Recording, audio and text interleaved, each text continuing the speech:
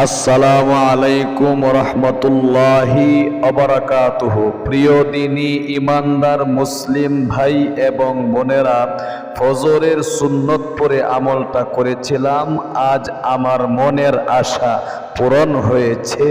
আল্লাহু আকবার কাবীরা। আপনার মনের আশাও পূরণ হবে আপনি যদি এই নিয়মে আমলটা করতে পারেন, যে নিয়মে আমি আপনাদেরকে এক্ষুনি আমলটা শেখায় দিব। এই জন্যে শুরু থেকে শেষ পর্যন্ত ভিডিওটা একদম মনোযোগ সহকারে দেখে আমলটা শিখতে হবে। পরিবার সংসার নিয়ে যদি আপনি অনেক অভাব অনটনে পড়ে গিয়ে থাকেন, অনেক দুঃখ কষ্টে যদি আপনি জীবন যাপন করে থাকেন, দুনিয়ার জীবন যদি আপনার আস্তে আস্তে সংকীর্ণ হতে চলে, ব্যবসায় উন্নতি পাচ্ছেন না, কৃষিকাজে উন্নতি হচ্ছে না, স্বামী স্ত্রীর মিল মোহাব্বত নেই, ভালোবাসা নেই, সংসারের মধ্যে বিশৃঙ্খলা, সন্তান সন্ততি কথা শুনে না, উপযুক্ত পাত্রে কন্যা সন্তানের বিয়ের ব্যবস্থা হচ্ছে না, অনেক পড়াশোনা করেছেন চাকরির ব্যবস্থা হচ্ছে না, চাকরি হয়েছে প্রমোশন হচ্ছে না, এক কথায় আপনার যত সমস্যা রয়েছে সমস্ত সমস্যার সমাধান করতে পারে আজকের এই আমল। নবীজির শিখানো একদম সিহা সিত্তার কিতাব থেকে দলিল সহ আপনাদেরকে একটি হাদিস বর্ণনা করিতেছি।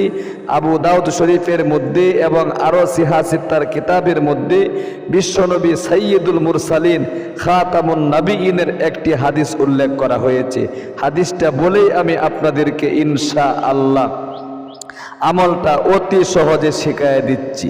হাদিস শরীফের মধ্যে উল্লেখ করা হয়েছে, সিহা সিত্তার কিতাবে নবী করিম সাল্লাল্লাহু আলাইহি ওয়াসাল্লাম তিনি মসজিদে নববীর মধ্যে একদিন বসা ছিলেন।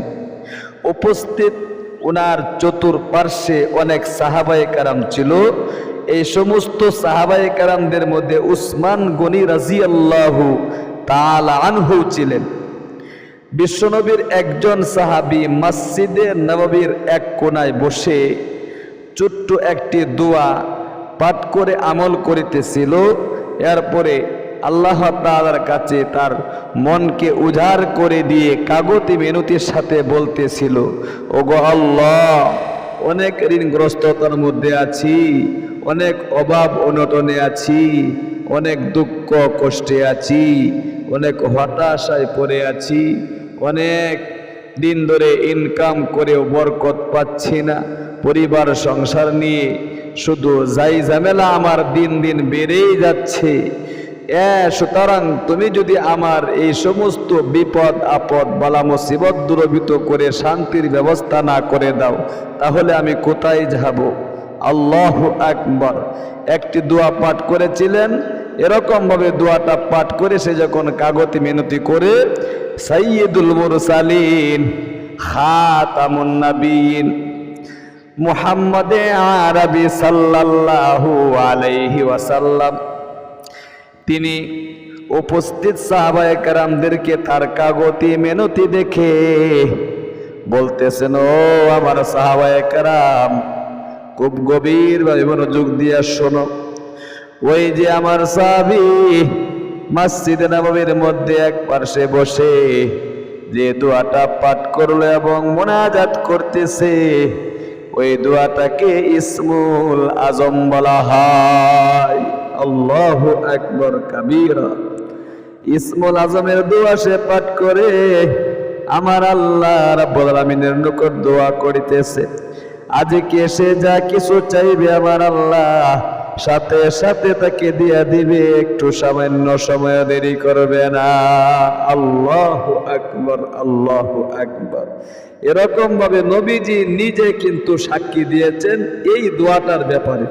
সুতরাং আপনার যদি ইয়াকিন না থাকে কাজ হবে না, বিশ্বাস যদি না থাকে কাজ হবে না।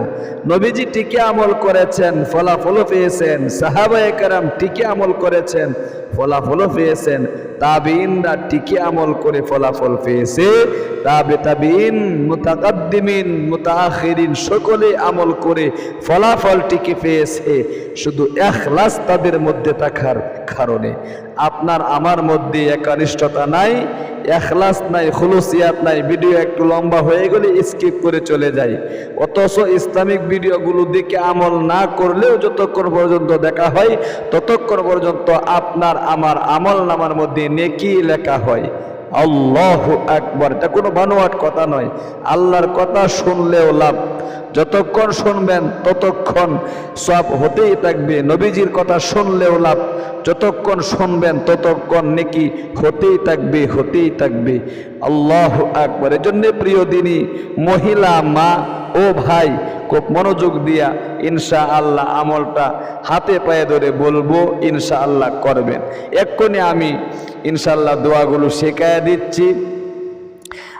দোয়াগুলো শেখানোর আগে আমি আপনাদেরকে অনুরোধ করে বলবো, আরেকজন ভাইয়ের কাছে এই ভিডিওটা আপনি পৌঁছায় দিবেন। কিভাবে? একটা লাইক দিবেন এবং একটা কমেন্ট করবেন। আপনার একটা লাইক এবং কমেন্টের কারণে ইউটিউব আরেকজন ভাই বোনের কাছে এই ভিডিওটা পৌঁছায় দিবে, সেও আমলটা করতে পারবে।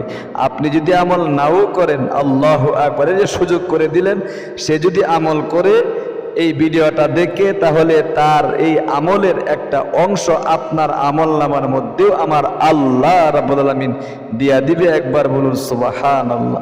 আমল না করেও আপনি নেকি পাইবেন একটা লাইক এবং কমেন্টের কারণে। এজন্য আসুন সময় নষ্ট না করে, ও মহিলা, মা ও ভাই, ফজরের আজানটা যখন হয়ে যায়, ঘুম থেকে তাড়াতাড়ি জাগ্রত হয়ে একবার বলবা আলহামদুলিল্লাহিল্লাযী। বলো বলো, মনোযোগ দিয়া সহি শুদ্ধ উচ্চারণ শিখো। ঘুম থেকে উঠার দোয়াটি আলহামদুলিল্লাহিল্লাযী আহয়ানা বা'দামা আমাতানা ওয়া ইলাইহিন নুশুর। সুন্নত তরিকার আমলটা এখান থেকে শুরু করে দিবা।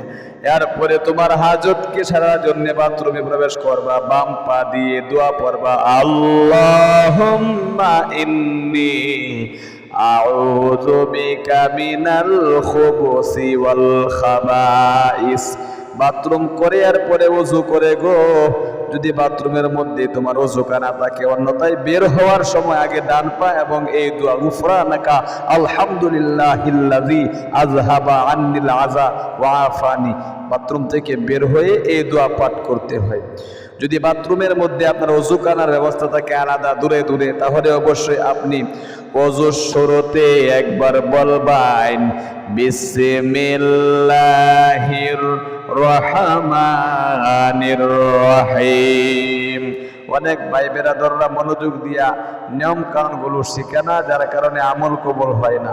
এজন্য আগে নিয়ম কানুনগুলো শিখতে হবে, এরপরে দোয়াগুলো শিখতে হবে। খুব গভীরভাবে মনোযোগ দিয়া শব্দে শব্দে অতি সহজে ইনশাআল্লাহ ইসমুল আজমের দোয়াটা শিখায় দেব। আমলটা ইনশাআল্লাহ করতে পারবেন। আমি নিজেও ফলাফল পেয়েছি, আপনারও ইনশাআল্লাহ আল্লাহ তাআলা ফলাফল দেখাবে। মনের আশা পূরণ আপনি করতে পারবেন। যত আশা আকাঙ্ক্ষা আপনার রয়েছে, অতীতের যত আশা আকাঙ্ক্ষা করেছিলেন কবুল মঞ্জুর হয় নাই, বর্তমানে যত আশা আকাঙ্ক্ষা নিয়ে আপনি ঘুরছেন, ভবিষ্যতে যত আশা রয়েছে, আল্লাহ তাআলা একসাথে সবকিছু কবুল মঞ্জুর করবে ইনশাআল্লাহ। তবে ইখলাস এবং খুলুসিয়াতের সাথে আমল করতে হবে। ও প্রিয় দিনী ভাই ও মা, মনোযোগ দিয়া শোনো। ওযু শুরুতে বিসমিল্লাহ বলবা। সুন্নত তরিকায় ওযু শেষ করে আকাশের দিকে তাকিয়ে কালিমায়ে শাহাদাতটা এখনো পর্যন্ত তোমরা অনেকেই শিখো নাই। ও মহিলা, মা, আজকে আবারও সুবর্ণ সুযোগ, শব্দে শব্দে আমলটাও শিখুন। নিয়ম কানুনটা আমলের এবং আপনি কালিমায়ে শাহাদাতটা আপনি সহি শুদ্ধভাবে শিখুন না।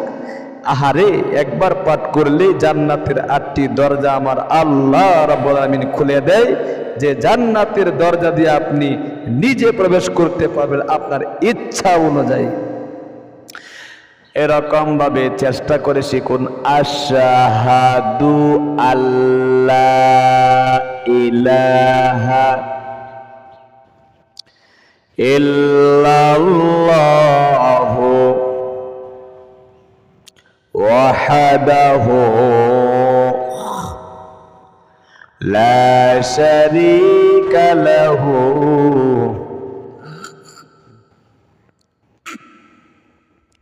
وأشهد أن محمدًا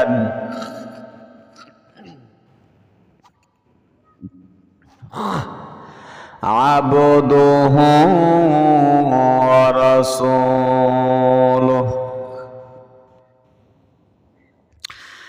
এরপরে ফজরের 2 রাকাত সুন্নাত নামাজ মহিলা মারা বাসা বাড়িতে পড়বেন, পুরুষ ভাইরা মসজিদে এসে গো ফরজ নামাজের আগে সুন্নাতটা আদায় করে 5-10 মিনিট সময় হাতে রেখে বসে যাইবেন।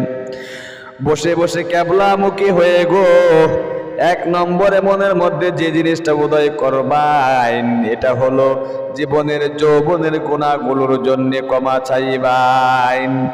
আল্লাহর কাছে মনে মনে বলবেন, গো আল্লাহ, জীবনে অনেক অন্যায় করেছি, পাপ করেছি, গুনাহ করতে করতে জীবনের যৌবন নষ্ট হয়ে গিয়েছে। কবিরা সগীরা জাহেরি বাতিনি প্রকাশ্য জিনার বিচার পরকীয়া সহ যত ধরনের গুনাহ আছে গো, সমস্ত গুনাহ থেকে আমি তওবা করিতেছি।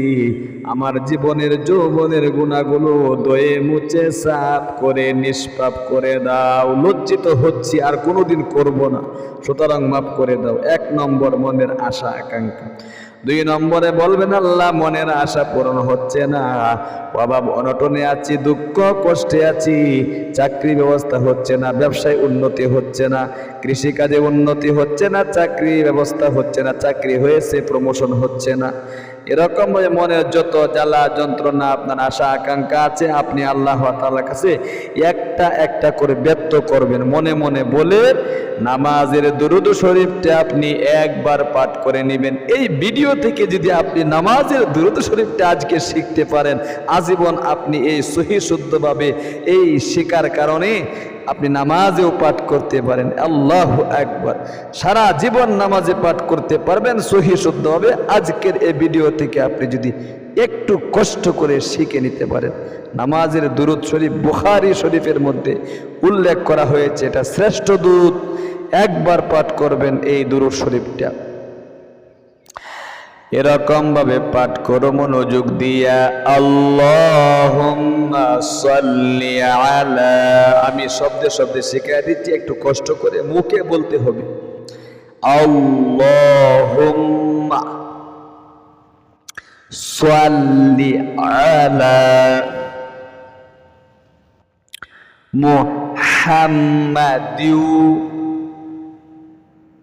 ওয়া আলা আলি মুহাম্মাদ কামা সাল্লাইতা আলা ইব্রাহিম ওয়া আলা আলি ইব্রাহিম ইন্নাকা হামিদুম মাজিদ। আল্লাহুম্মা বারিক আলা মুহাম্মাদিউ ওয়া আলা আলি মুহাম্মাদ কামা বারাকতা আলা ইব্রাহিম ওয়া আলা আলি ইব্রাহিম ইন্নাকা হামিদুম মাজিদ। এরপরে আপনি নবী করিম সাল্লাল্লাহু আলাইহি ওয়াসাল্লামের শেখানো ইস্তেগফারটি একবার পাঠ করে নেবেন। মনোযোগ দিয়ে নিয়ম কানুনটাও শিখুন, সহি শুদ্ধ উচ্চারণও শিখুন। আস্তাগফিরুল্লাহাল্লাযী লা ইলাহা ইল্লা হুয়াল হাইয়ুল কাইয়্যুম ওয়া আতুবু ইলাইহি আস্তাগফিরুল্লাহাল্লাযী লা ইলাহা ইল্লা হুয়াল হাইয়ুল কাইয়্যুম ওয়া আতুবু ইলাইহি। এরপরে আপনি নবী করিম সাল্লাল্লাহু আলাইহি ওয়াসাল্লামের নিজের মুখে বলে দেওয়া ইসমুল আজমের দোয়াটি 3 বার পাঠ করবেন। একবার দুরুদ, একবার ইস্তেগফার, 3 বার এই শক্তিশালী দোয়াটি। কারণ ফজরের সুন্নতের পরে ফরজ নামাজের আগে বেশি সময় থাকে না, এজন্য 3 বার পাঠ করবেন। এটা আবার হাদিস শরীফে উল্লেখ নেই, বেশি সময় থাকলে পাঠ করতে পারেন। আপনি যত ইয়াকিন বিশ্বাস নিয়ে যত বেশি পাঠ করবেন ততই লাভ। ইসমুল আজমের দোয়াটি একদম অতি সহজে শব্দে শব্দে আগে শিখুন। আল্লাহুম্মা ইন্নী আসআলুকা বিআন্নী আশহাদু আন্নাকা আনতাল্লাহু লা ইলাহা ইল্লা আনতাল আহাদুস সামাদুল্লাযী লাম ইয়ালিদ ওয়া লাম ইউলাদ ওয়া লাম ইয়াকুল লাহু কুফুয়ান আহাদ। আরেকবার পাঠ করুন। আল্লাহুম্মা ইন্নী আসআলুকা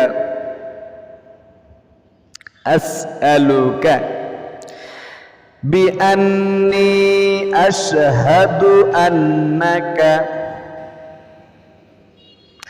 আনতাল্লাহু লা ইলাহা ইল্লা আনতাল আহাদুস সামাদুল্লাযী লাম ইয়ালিদ ওয়া লাম ইউলাদ ওয়া লাম ইয়াকুল লাহু কুফুয়ান আহাদ।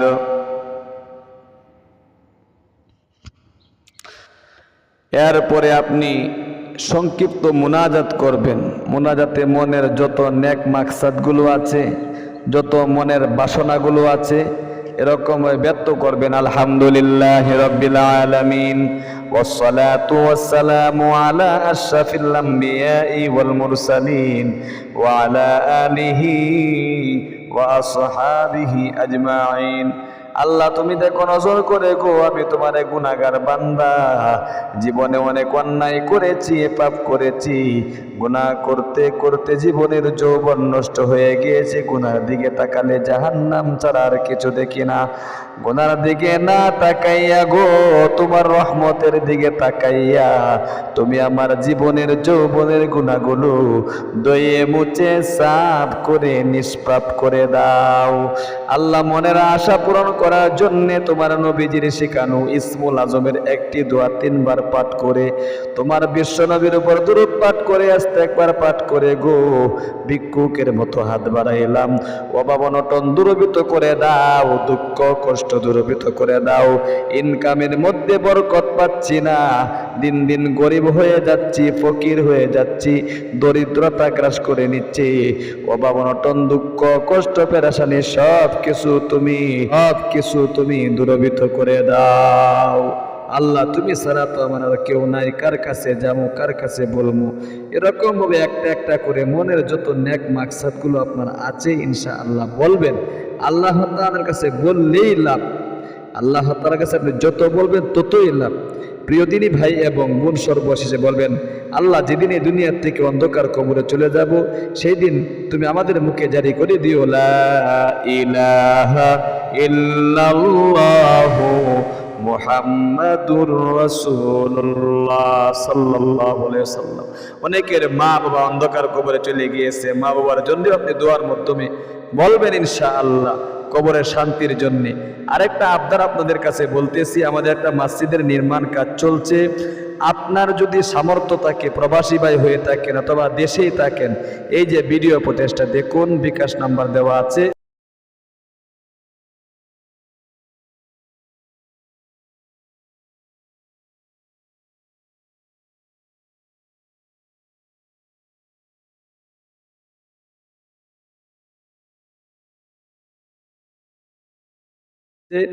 আপনি এই মসজিদের মধ্যে আপনার মা বাবা ভাই বেড়াদের আত্মীয় স্বজনের নামে দান করতে পারেন আপনার সাধ্য অনুযায়ী। সুতরাং আপনার সন্তান মেয়ের বিপদ আপদ বালা মুসিবত দূরীভূত হওয়ার জন্য আপনি দান করতে পারেন। মসজিদের নির্মাণ কাজ চলছে।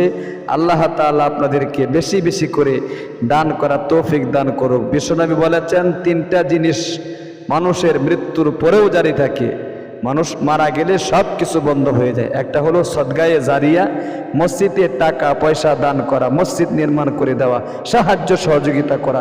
দ্বিতীয়ত উপকারী এলেম, এই এলেম থাকবে। তৃতীয়ত নেক সন্তান, আল্লাহু আকবার।